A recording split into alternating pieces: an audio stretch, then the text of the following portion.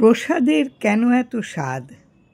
প্রসাদের অতুলনীয় স্বাদ তা কোনো উপাদান বা বস্তুর গুণে বা কারণে নয়, ভক্ত হৃদয়ের অচলা ভক্তি আর ভগবানের অহৈতুকী কৃপাদৃষ্টির কারণে প্রসাদের এত স্বাদ, যা আস্বাদনে অনাবিল শান্তি লাগে মনে আর অপার আনন্দ জাগে প্রাণে।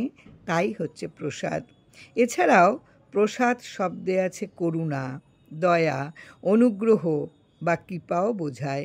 এ বিশ্বজগতে যিনি দয়ার সাগর, যিনি সর্বকরুণার আধার, যিনি অনুগ্রহ করে অবিরল যা যা দিয়ে যাচ্ছেন তা সবই কি তার প্রসাদ নয়?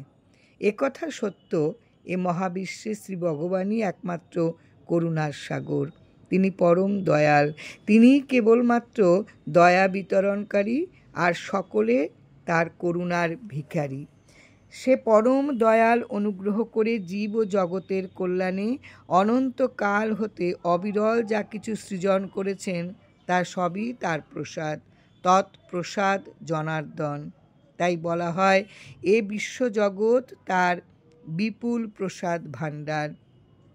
এ অনন্ত বিশ্ব ব্রহ্মাণ্ড, এ মহাজীব জগৎ, এ অফুরন্ত বস্তু ভাণ্ডার, এ আকাশ বাতাস চন্দ্র সূর্য গ্রহ তারা নদ নদী তরুলতা জীবজন্তু মাঠ ঘাট জল ফুল ফল ফসল দেহ গেহ সবই তার করুণায় সৃজিত।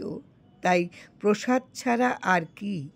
মানবের জন্মের পর হতে এ আলো বায়ু জল প্রসাদে আগে বেঁচে থাকে। এই যে প্রসাদগুলো, তাতে মানুষ বেঁচে থাকে, তারপর নিবেদিত প্রসাদ পাওয়ার সুযোগ আসে। সত্যিই তাই, মানবের জন্মের পর হতে এ আলো বায়ু জল প্রসাদে আগে বেঁচে থাকে, তারপর নিবেদিত প্রসাদ পাবার সুযোগ আসে। এভাবে দেখা যায় প্রতিটি অনুপরমাণু সহ সারাটি ভুবন, তার জীবন জুড়ে আছে ভগবানের প্রসাদ আর প্রসাদ। অপূর্ব। জয় রাম, জয় রাম।